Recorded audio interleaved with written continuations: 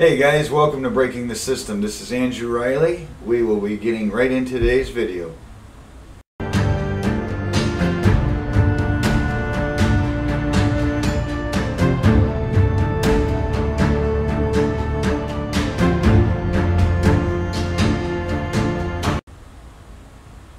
Hey guys, if you like the content, make sure you subscribe below, and at the end of this video I'll give you another chance to subscribe. So anyway guys, as we get into today's content, it is going to be a long series. I'm projecting at least 2.5, 3 weeks.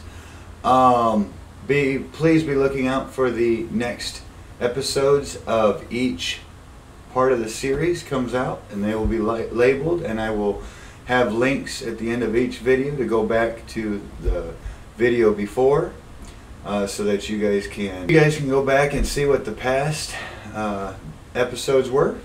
Anyway, so today's video has to do with the Constitution. Now I know I told you guys last Friday, today's video has to do with the Constitution. Like I said, this is going to be at least a 2.5 to 3 week video or series.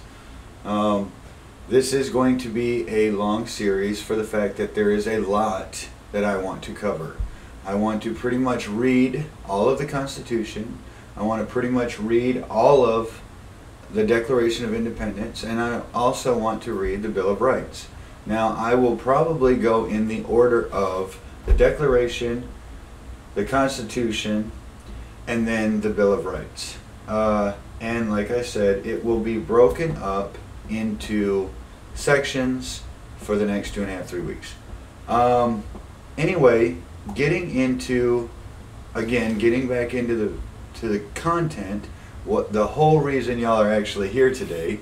The content, we are going to start with the Declaration of Independence. Now, I had gotten on the National Archives website, and they had a transcript written up of the Declaration of Independence, the Constitution, and the Bill of Rights. Now, they had all of the Bill of Rights, all 27 of the Bill of Rights in the Constitution as of 1 through 27, right? Now, we will read all of them, we will go through all of them, but the main ones that I want to focus on are 1 through 10 for the Bill of Rights. And the reasoning being is because 1 through 10 was more of a fundamental or a foundation, if you will, of what we have as the United States today. Well, let me rephrase that. What it was meant to be today. That's actually the reason why I'm going to be talking about this. I'm going to be reading some things, and then I'm going to break off and I'm going to be talking about some stuff, and then, you know, we'll get back into some more reading and so forth and so on. Well, anyway, let's go ahead and start it off. We will start with the Declaration of Independence, a transcription. Again, this is on the National Archives website, and you can just do a search on it, or do a Google search, the Declaration of Independence, and their email address will show up, and I will actually put a link into their email address to the website in the description when these videos are posted. But if you don't want to go into my description, just do a Google search, and you can do a Google search of the Declaration of Independence.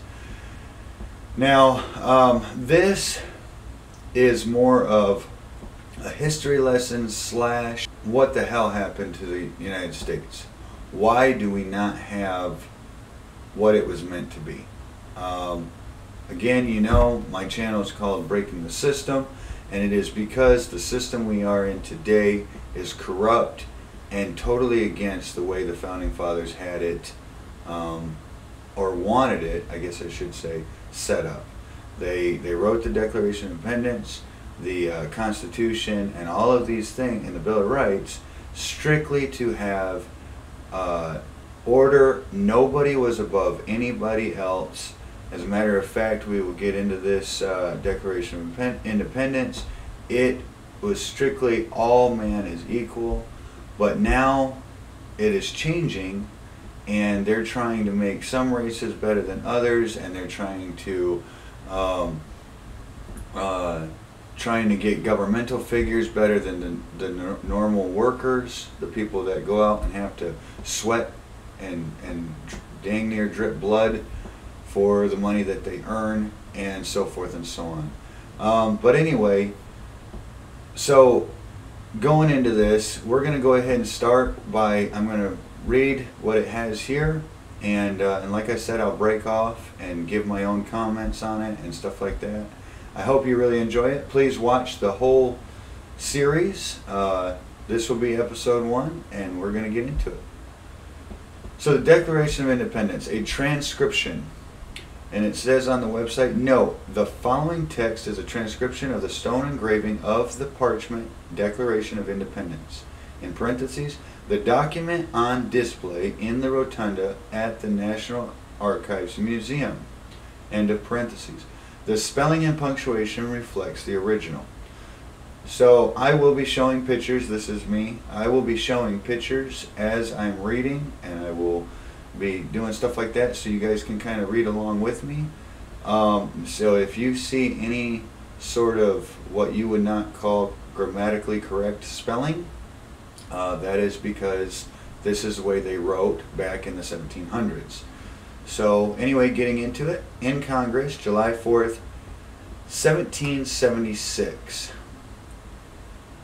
The unanimous declaration of the 13 United States of America. When, in the course of human events, it becomes necessary for one people to dissolve the political bands which have connected them with another, and to assume among the powers of the earth the separate and equal station to which the laws of nature and of nature's God entitled them. A decent respect to the opinions of mankind requires that they should declare the causes which impel them to the separation. Now what they're talking about here is the 13 colonies, or the United States at that time, was banding together. The unanimous was getting together and saying that this is a letter or a declaration of saying we are separating ourselves from the British Empire, or the England Empire back then. It was the British Empire, but anyway, it was we don't want to be with y'all anymore. We are separating ourselves because we want to have the laws of nature and the laws of God, or the natures of God, that He has entitled us. He has entitled us to have, and we do not feel like we have that. So anyway, this is getting into the actual context of the letter, the declaration. We hold these truths to be self-evident, that all men are created equal. Again, all men are created equal. That they are endowed by their Creator with certain unalienable rights. That among these are life, liberty, and the pursuit of happiness. That to secure these rights, governments are instituted among men, deriving their just powers from the consent of the governed. That whenever any form of government becomes destructive of these ends, it is the right of the people to alter or to abolish it, and to institute new government, laying its foundation on such principles and organizations, its powers in such form, as to them shall seem most likely to affect their safety and happiness. Prudence, indeed, will dictate the governments long established should not be changed for light and transient causes, and accordingly all experience hath shown that mankind are more disposed to suffer while evils are sufferable, than to right themselves by abolishing the forms to which they are accustomed. But when a long train of abuses and usurpations, pursuing invariably the same, evinces a design to reduce them under absolute despotism. It is their right, it is their duty to throw off such government and to provide new guards for their future security. Now I want to go ahead and talk about that real quick. I know it keeps going, but I want to get into this just real quick. What they're saying here is all men, being created equally, have the right, they are endowed, this is a better way of saying it, they are endowed with unalienable or unindifferent rights, life, liberty, and happiness. The pursuit of that happiness. As free men, or what free men should be, we have the right to strive after liberty, or life, liberty, and happiness. They are being overpowered by any form of government, or when the powers of the government in that situation are trying to take away their freedom, their happiness, their peace, their way of life, then it is our duty. Down here at the end it says, but when a long train of abuses and usurpation, pursuing invariably the same object, evinces a design to reduce them under absolute despotism, it is their right, it is their duty to throw off such government and to provide new guards for their future security. What that's saying, what this is saying in entirety, is not only do we have the right and do we have the duty of overthrowing our government to do it, to take back our freedom, to take back our liberty, our future securities. We have the right to stand against anyone that is trying to take our freedom away. And when this was written back in 1776, they knew that's exactly what Britain was doing. Britain was trying to do everything they could to take away their freedom, the way of their living. And you know, it's one thing if you have complete savages and there's absolute no morals or civilized behavior amongst a people. But when you have, and when I say savages, I do want to make this point. When I say savages, I'm not talking about any one race. I'm talking about people in general. There are people in this world, I don't care if you're white, black, red, gray, I don't care what color you are, okay? And I'm making that very clear. That's very upsetting if anybody tries to twist and turn that. Now, there are people in this country that they are white, they're black, they're red, whatever, you know, the colors, Indian, a black man, a white man, Mexicans. I mean, there's a lot of different people in this world that they are just complete savages. They don't have any civilized understanding of what true moral civilization should be. And this is the reason why we need to bring the Bible back into the schools and the church, or back into the schools and into our nation. You know, again, this is the entitlement from God, not ourselves, from God. Okay, so I want to make sure everybody is very, very clear on that. I'm talking about what God gives us, not man. Okay, so anyway, going back into this, we have the right, but also the duty to stand up to a government that is trying to take our rights away. That when this declaration was written and signed by all the people that signed it,